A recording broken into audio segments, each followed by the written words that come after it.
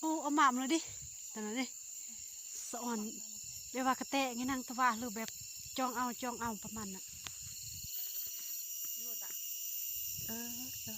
หักซ้ำยี่คือสิลองสมัครมันเนี่ยไปของอัตเนี่ยแล้วสิเวโครงการคันเราโครงการค่ะก็ซ้ำค่ะต่อได้ไปแนวไว้ตะบือ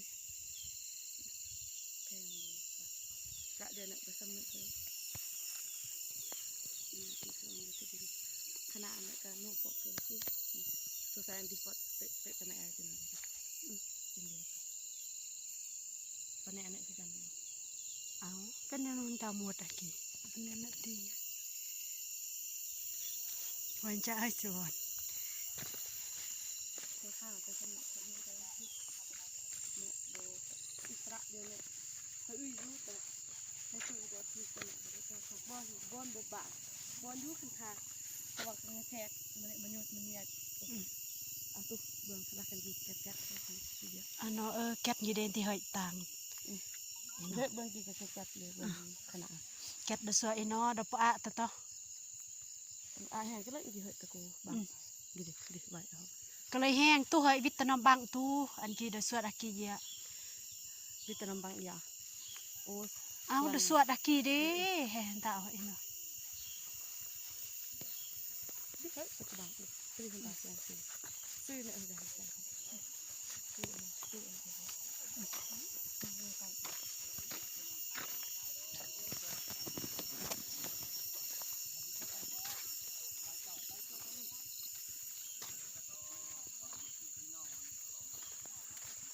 คนเนี่ยเอาที่เนี่ยมุกกันบางก็เหมาะที่เนี่ยเขาเดือดหนักบางก็เหมาะที่ตรงกันแบบลายได้ถึงนั้นนะสิเนี่ยมันถึงอันก่อนลายได้ถึง เฮ้ยก็เลยมันนึกละไว้เนี่ยพุ่นเนี่ยพุ่นเราต้องยำแรงตับพะเนี่ยเพื่อลดหมดโอ้ยโอกาสเนี่ยคุยสังกันได้พูดเอาราคาไปดูมา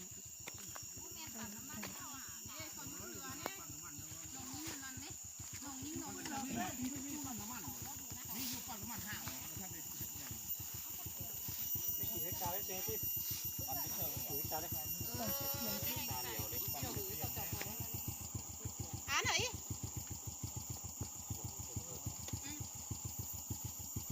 ลงมันจะได้เครื่องน้ำมันเลยว่าโทรศัพท์กดเก้าพัน235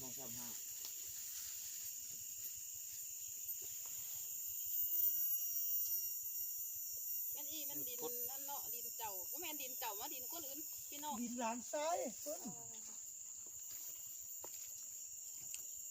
ใส่มือลายมันบนลุง 2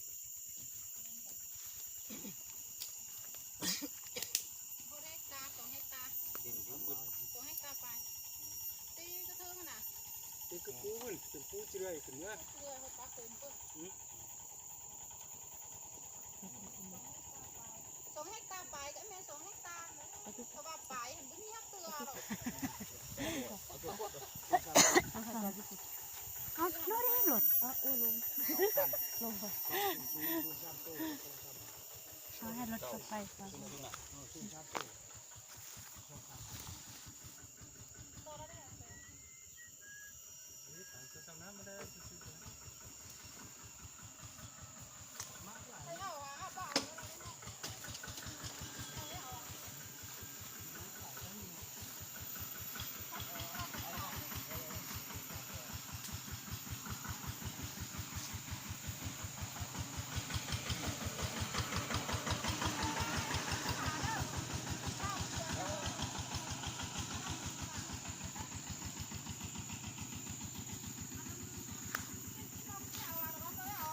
ชื่อยังเนาะ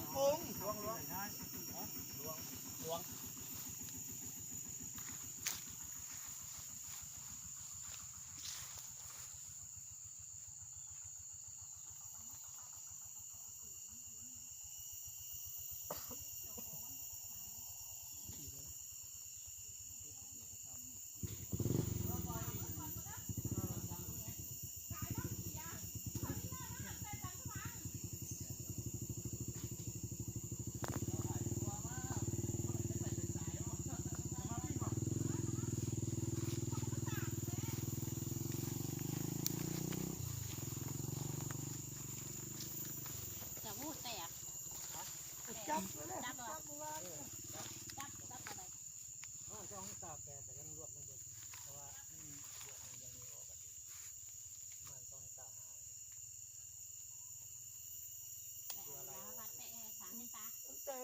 แต่รวมมัด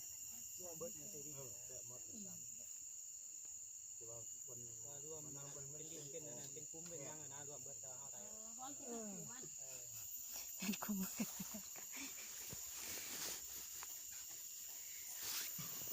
รับแต่ทุกข้างเรามาเนี่ยก็อันนั้นตามรักกับ400 เมตรแต่บ้านเฮาเนี่ยก็7 หลักต่ออะไร400 เมตรแต่บ้านเสียเปรียบแต่น้ำเย็นปฐมแต่น้ำ7 หลัก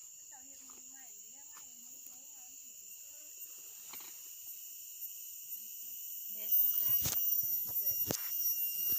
มาตานี่ก็ดีแต่ มันเป็นบริษัทเนี่ยในสวีโรบริษัทบุคคลกันนี่เนาะบริษัทเอกชนแบบเจ้าอยากซื้อต้องไปซื้อเลยต่อเลย มันเลยชื่อต่อไปนะ บริษัทผมแม่คือบริษัทรัฐบริษัทเวียดนะสบายบริษัทรัฐ ปลูกที่10,000 ต้นก็สิบวันนี่ ค้ากัน บอล เย โล อะ ก อยู่ เขา ทาง จะ เนาะ ไปจากที่ไว้ไล่ว่าเหตุการณ์1 3,000คันซอยตามก็6,000นี่ได้บ่10 ปลายพัน งานสวนนั้น แต่ว่าปลูกที่ เก็บของอันนั้นอ่ะอย่างเงี้ยวันหลักก็ได้อยู่เอา เราปลูกที่ก็ประมาณ10 ปลาย ไปทางอีสานเพิ่นไปทางเนี่ย ปลายครับ ไปทางเพื่อเอียงเนาะกาแฟงามอยู่เบื้องนั้นครับทางบ่เว้ารถอีแตนยังค่า